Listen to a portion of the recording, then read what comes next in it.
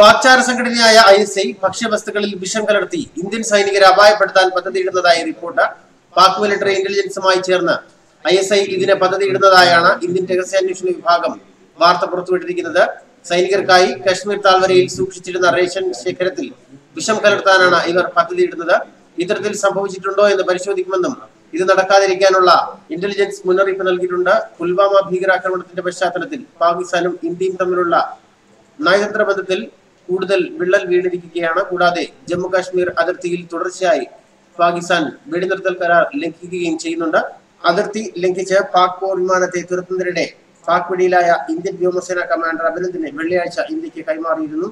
ഈ സാഹചര്യത്തിലാണ് ഭക്ഷ്യവസ്തുക്കളിലും വിഷം കലർത്താൻ പോകുന്ന തരത്തിലുള്ള വാർത്തകൾ വരുന്നത്. ഇന്ത്യൻ രഹസ്യാന്വേഷണ വിഭാഗമാണ് ഈ റിപ്പോർട്ട് പുറത്തുവിട്ടത്. ഇങ്ങനൊരു സംഭവം ഉണ്ടായിരിക്കാനുള്ള നടപടിക്രമങ്ങളെല്ലാം സൈന്യത്തിന്റെ ഭാഗത്തു നിന്ന് ഉണ്ടായി കഴിഞ്ഞു. നേരത്തെ എത്തിയ ഭക്ഷ്യവസ്തുക്കളിലും വിഷം കലർന്നിട്ടുണ്ടോ എന്ന് സംബന്ധിച്ചുള്ള പരിശോധനകളും ഇപ്പോൾ നടന്നു വരികയാണ്. അതേസമയം പാകിസ്ഥാനിൽ നിന്ന് തനിക്ക് മാനസികമായ പീഡനം നേരിടേണ്ടി വന്നതായി വ്യോമസേന വിംഗ് കമാൻഡർ അഭിനന്ദൻ വർദ്ധമാനും പറയുന്നു. ശാരീരികമായ അക്രമങ്ങൾ പാകിസ്ഥാനിൽ നിന്ന് ഉണ്ടായിട്ടില്ല എന്നും അഭിനന്ദൻ പറഞ്ഞതായുള്ള വിവരമാണ് ദേശീയ വാർത്താ ഏജൻസിയായ NIA റിപ്പോർട്ട് ചെയ്യുന്നത്.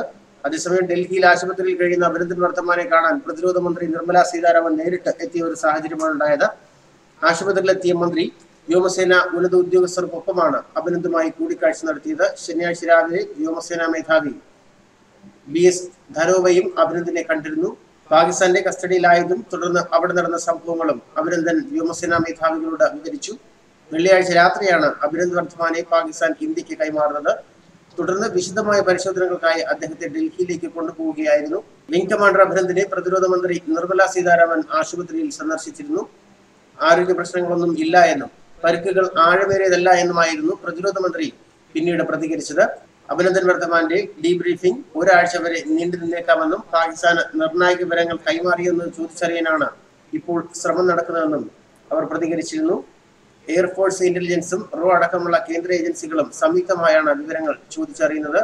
ഇതിനിടെ പാകിസ്ഥാനും ഭീകര സംഘടനകളും പലതരത്തിലും ഇന്ത്യൻ ആർമിക്കെതിരെ പടയൊരുക്കം നടത്തുന്നുണ്ടെങ്കിലും എല്ലാം സൈന്യം പരാജയപ്പെടുത്തുകയായിരുന്നു. കഴിഞ്ഞ ദിവസവും അതിർത്തിയിൽ വെടിനിർത്തൽ കരാർ ലംഘിക്കുന്ന സാഹചര്യമുണ്ടായി. കഴിഞ്ഞ ദിവസം ഭീകരരുടെ ആക്രമണത്തിൽ 4 സൈനികർ കൊല്ലപ്പെട്ടിരുന്നു. ആയുധങ്ങൾ ഉപയോഗിച്ചുള്ള നേരിടൽ നടക്കുന്നില്ല എന്ന് കണ്ടാണ് ഇപ്പോൾ ഭീകര സംഘടനകൾ പുതിയ തന്ത്രങ്ങൾ മെനയുന്നത്. അതിന്റെ കൂടി പശ്ചാത്തലത്തിലാണ് ഇത്തരത്തിൽ ഭക്ഷണത്തിൽ വിഷം കലർത്തുന്ന തരത്തിലേക്കുള്ള കാര്യങ്ങളിലേക്ക് ഭീകര സംഘടനകൾ കടന്നതായുള്ള സൂചനയാണ് രഹസ്യാന്വേഷണ വിഭാഗം നൽകുന്നത്.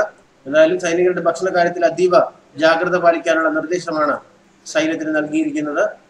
ന്യൂസ് ഡെസ്ക് മലയാളി വാർത്ത.